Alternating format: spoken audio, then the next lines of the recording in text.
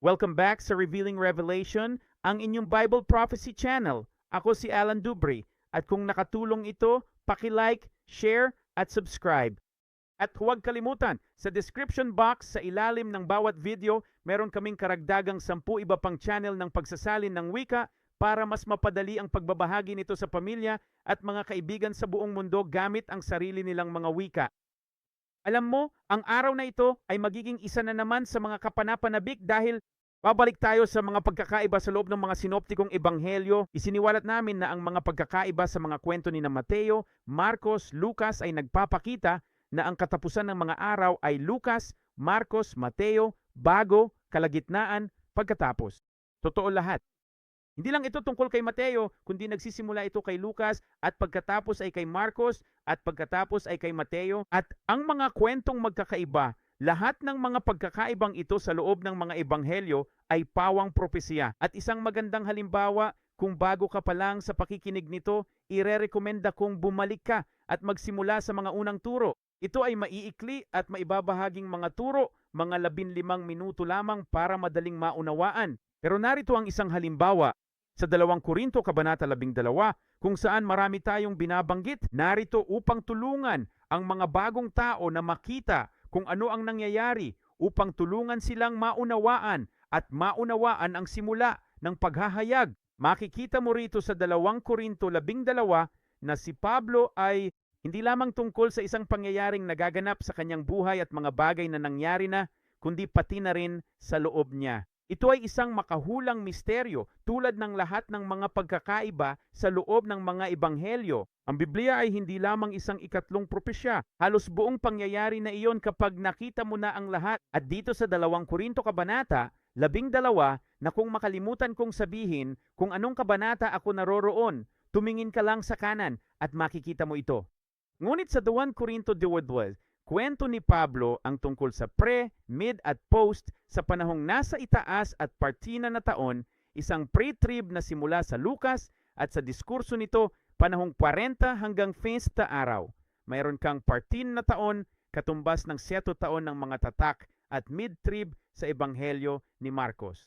At mayroon pang 7 taon ng mga paghatol ng trumpeta sa pagbalik ng Panginoon, mga paa sa bundok Olibo sa ebanghelyo ni Mateo. Makikita mo ito rito. May kilala akong isang lalaki kay Kristo, mahigit 14 na taon na ang nakalilipas, parang isang pagdagit na inagaw pataas sa ikatlong langit. Ang pangalawa ay parang isang tao kay Kristo na inagaw pa itaas sa paraiso, isa pang pagdagit patungo sa paraiso. Yan ang bago ang trib, yan ang mid-trib. At saka tingnan mo ang nakasaad. Sa wakas narito, ang ikatlong pagkakataon na ako'y paririyan sa inyo. Ito ang oras ng kanyang pagbabalik, isang propetikong hudyat ng muling pagdating ng Panginoon. Nakikita mo ba kung ano ang mangyayari? May pagkuha. Isang pagkuha at isang pagbabalik. Ang unang 200 ay patungo sa langit, sa kaharian ng Diyos, kung saan ang kaharian ng Diyos ay mayroong ikatlong langit at naroon din ang paraiso. Ang kaharian ng langit ay pagbabalik ng Panginoon. Tatapak siya sa bundok ng mga olibo. At narito siya ngayon hanggang sa katapusan ng mundo, hanggang sa paghahari ng milenyo, hanggang sa katapusan. Bueno, hayaan ninyong ipakita ko sa inyo ang isang halimbawa nito. Ibinahagi na namin ito dati. Narito ang isang halimbawa sa ebanghelyo ni Lucas kung saan nang siya ay papunta sa krus, siya ay nakasuot ng isang napakagandang damit na nangangahulugang puti, nagniningning at maganda. Sige, larawan niyo ng isang damit pangkasal. Isang maganda at napakagandang puting damit ang ibig sabihin ng salitang napakaganda. Kapag binasa mo ang ebanghelyo ni Marcos at nakita mo si Jesus na papunta sa krus, makikita mo na binihisan nila siya ng kulay lila. Sige, ang lila ay isang kulay ng kapighatian. Gayunpaman, ito ay inilarawan sa aklat ni Marcos. Kapag pumunta ka kay Mateo, makikita mo siyang may kulay na kadamit ng eskarlata. Ang eskarlata ay isa ring kulay ng tribulation. At makikita mo ito sa Apokalipsis Kabanata 17, ang babaeng nakasakay sa halimaw na nakasuot ng parehong kulay lila at pulang kulay gaya ni Marcos at Mateo. Bakit? Dahil si Lucas ang nobya ni Kristo bago ang panahon ng kapisanan. Sina Marcos at Mateo ay nananatili sa panahon ng kapighatian, isa sa panahon ng mga tatak at isa hanggang sa katapusan ng mga paghuhukom ng trumpeta. Ang bago ang trib, kalagitnaan ng trib at pagkatapos ng trib, totoo lahat. Ngayon, Hayaan mong ipakita ko sa iyo kung bakit ko ito inuulit para sa iyo. Sa Lucas, Kabanata 24, mayroong isang magandang bahagi ng banal na kasulatan at ito ang pinakadulo ng Ebanghelyo ni Lucas, ang pinakadulo ng Ebanghelyo ni Marcos at ang pinakadulo ng Ebanghelyo ni Mateo. Tandaan, ang pre, mid at post ay pawang totoo. May dahilan para sa mga pagkakaiba sa pagkakasulat ng bawat ebanghelyo, ng bawat sinoptikong ebanghelyo. Ni Mateo, Marcos at Lucas na inilalantad ang wakas bilang Lucas, Marcos, Mateo. Ngayon panoorin mo ito. Narito si Jesus at ibinigay niya ang utos sa kanyang mga alagad. At pagkatapos, sinabi niya sa Lucas 24, simula sa talata 51. At nangyari, habang binabasbasan niya sila, na humiwalay siya sa kanila at dinala pataas sa langit. Dinala pataas sa langit. Aba, ano kaya ang mangyayari sa isang nobya? Ano ang tradisyon na nangyayari sa mga ikakasal? Bueno, ang isang nobya sa pangkalahatan ay isang nobya, tama ba? Isang sinaunang tradisyon sa kasal ang pagdadala ng nobya sa pintuan. At nagkataon lang, si Lucas na konektado sa nobya, bilang ang napakagandang puting damit at konektado sa pre-trib, nakikita natin si Jesus na dinadala pataas tulad ng larawang ito ng nobya. Ang tipolohiyang ito na nakikita natin dito, ang nobya na ito ay dinadala sa ibabaw ng pintuan patungo sa langit. At sinasabi nito, at siya'y sinamba nila at nangagbalik sila sa Jerusalem na may malaking kagalakan at sila'y palaging nasa templo na nagpupuri at nagpupuri sa Diyos. Amen? Ano ito? Sila ngayon ay patuloy na nasa templo sa langit. Kita mo, nasa ikatlong langit sila sa templo, patuloy na pinupuri at pinagpapala siya. Doon naroon ang nobya. Nakikita mo ba kung gaano ka-wild yan? Panoorin ito sa Marcos Kabanata 16, ang huling kabanata ng Ebanghelyo ni Marcos. At pakinggan ang sinasabi nito sa talata 19. Kaya nga, pagkatapos na makapagsalita ang Panginoon sa kanila, ay tinanggap siya sa itaas ng langit. Okay, kaya meron tayo. Tinanggap tayo pataas sa langit sa Ebanghelyo ni Marcos, gaya ng sinabi ni Lucas. At ano ang isang pagtanggap? Bueno, isipin mo na lang na parang tinatanggap mo ang mga kaibigan sa iyong tahanan. Hindi ko naman talaga kailangang ipakita to, di ba? Pero naiintindihan mo. Parang pagtanggap ng mga bisita. Tumatanggap ka ng mga bisita sa iyong tahanan. Tinatanggap mo sila. At saan naman pupunta ang grupong ito? Pati na rin sa langit. Bueno, hindi ba't angkop naman yung unang dalawa, yung pre-trib at yung mid-trib? Pareho ba itong pagkuha at pagkuha? Ang isa ay papasok sa templo na nasa ikatlong langit at ang isa ay papunta sa paraiso na bahagi ng kaharian ng Diyos. Pareho silang isang pagkuha. At nakita natin si Jesus na dinala pataas sa langit at pagkatapos kay Marks, nakita natin siya na tinanggap pataas sa langit. Nakakakita ka na ng mga pahiwatig sa mga propesya ng katapusan ng mga araw ngayon, panoorin mo ito. Pagkatapos ay sinasabi nito, ngayon, tandaan, wala ito sa Lucas, ngunit dito natin ito makikita sa Marcos at mayroong tiyak na dahilan para dito at umupo sa kanan ng Diyos. Bakit bigla na lang umupo sa kanan ng Diyos? Kung naiintindihan mo kung anong oras na, sa makahulang paraan, ito ay isang larawan ng pagbabalik ng Panginoon. Sa katapusan ng ika-6 na taon ng mga tatak, kapag siya ay darating upang kumuha, upang tumanggap ang dakilang karamihan ng kalagitnaan ng tribo sa ika-7 taon ng mga tatak. Nasa dulo na tayo ng Ebanghelyo ni Marcos na siyang katapusan ng ika-7 taon ng mga tatak. Ito ang panahon kung kailan siya ay uupo sa kanan ng Diyos. Sa awit 110, sinabi ng Panginoon sa aking Panginoon, unang ama sa anak, maupo ka sa aking kanan, hanggang sa gawin ko ang iyong mga kaaway na tuntungan ng iyong mga paa. Ito ang usapan ng ama sa anak tungkol sa pagupo sa kanyang kanan. At pagkatapos ay sinasabi nito, ipadadala ng Panginoon ang tungkod ng iyong kalakasan mula sa Sion, magpuno ka sa gitna ng iyong mga kaaway. Aba, kailan ang pamalo ng lakas? Ito ay nasa dulo ng mga selyo.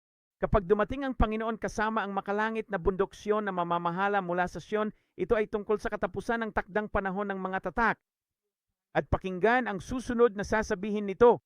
Versikulo 4, sumumpa ang Panginoon at hindi magsisisi, ikaw ay isang saserdote magpakailanman ayon sa pagkasaserdote ni Melkisedek. Siyempre, alam natin na ito ay si Kristo. Kinakausap ng Ama ang Anak. Maghahari siya mula sa Zion sa gitna ng kaniyang mga kaaway. Ito ang katapusan ng takdang panahon ng mga seal. At pagkatapos ay sinasabi nito, ang Panginoon sa iyong kanan ay sasaktan ang mga hari sa kaarawan ng kaniyang puot. Sa Apokalipsis Kabanata 6, sa ika-6 na tatak, natatakot ang lahat sa pagbaba ng bundok Siyon mula sa langit, ang paraiso at kaharian ng Diyos.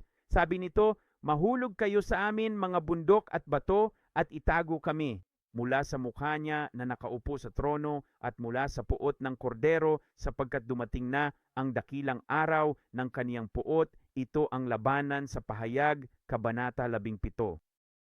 Ito ang kordero, ang tungkod ng kaniyang kalakasan na mamamahala sa gitna ng kaniyang mga kaaway. Ito ay kung kailan siya opisyal na nakaupo sa kanan ng Ama.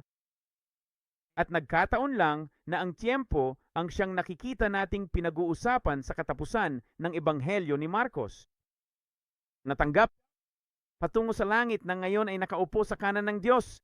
Gusto mo bang makita kung saan ito magiging napaka-wild?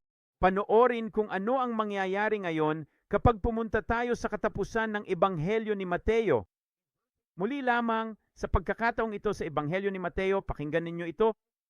Sa talata 18, kabanata 28, kita mo sa Lucas, wala tayong nabasang kahit ano rito. Nakita natin iyan kay Mark. Ngayon ay magsisimula na siyang maghari at mamuno na parang magsisimula na siyang magkaroon ng autoridad na ito sa gitna ng kanyang mga kaaway. Kaya hindi pa natutugunan lahat ng kanyang mga kaaway. Ngunit sa Mateo, na siyang panahon kung kailan siya bumaba sa bundok ng mga olibo, sinasabi na ngayon na sa kanya ay ibinigay na ang lahat ng kapangyarihan sa langit at sa lupa.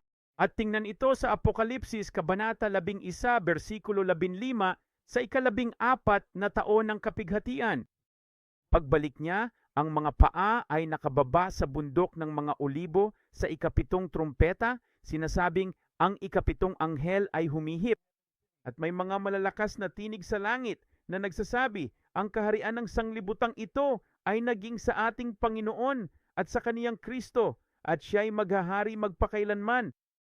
Teka, kaya ang mga kaharian ng langit at lupa ay kanya na ngayon, dakilang kapangyarihan ang ibinigay sa kanya upang maghari, at siya ngayon ay maghahari magpakailanman.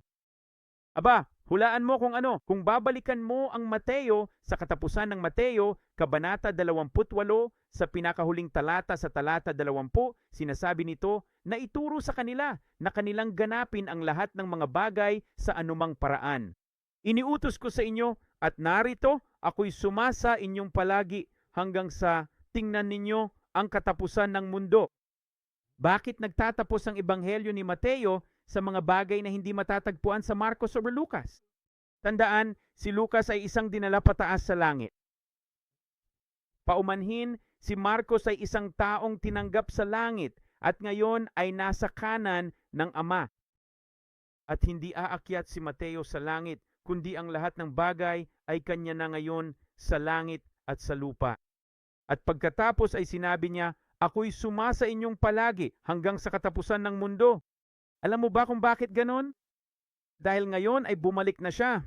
Mga paa pababa sa bundok ng mga olibo, tulad ng mababasa natin sa Zacarias Kabanata 14, tulad ng pagsisimula ng ika-14 na taon, bumalik siya pababa sa bundok ng mga olibo.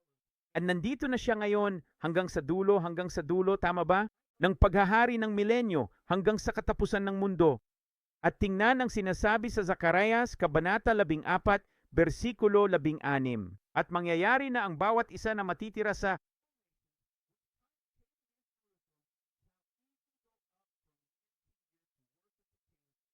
gawin. Alam mo ba kung bakit natin binabasa yan? Kasi tignan mo ang nakasaad. Tuturuan na nila ngayon ang lahat ng mga bansa. Wala nang pangangaral, kundi ituturo na nito sa lahat ng bansa na lumapit at sumamba upang maunawaan ang mga pamamaraan ng Panginoon dahil narito na siya ngayon hanggang sa katapusan ng mundo. Kaya naman, sa Apokalipsis Kabanata 20, nakikita natin na narito ang Panginoon. May nalabi na kasama niya na naging bahagi ng pagkabuhay na mag-uli. At ano ang gagawin nila? Sila ay maghahari at mamamahala kasama ni Kristo. Nakikita mo ito? Pahayag 20, versikulo 6, nasa kalagitnaan na sila'y magiging mga pari ng Diyos at ni Kristo at maghahari kasama nila ng 1,000 taon. Mga kapatid, iyan ang paglilinaw sa mga ebanghelyo ni na Lucas, Marcos at Mateo. Pagpalain ka nawa nito.